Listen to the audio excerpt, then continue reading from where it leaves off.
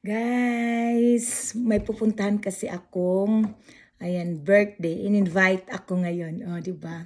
Invite ako ng birthday binyag sa isa sa mga kaibigan ko dito sa Gillette. So, ito guys, ang aking bag na gagamitin. Tika lang.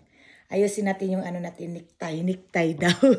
So, ito yung first na gagamitin ko, ang aking mini bag. Ayan. Ito yung pink natin, guys. Ayan. So, ito po yung gagamitin natin today sa rampahan. So, I show you guys what's inside my mini body bag.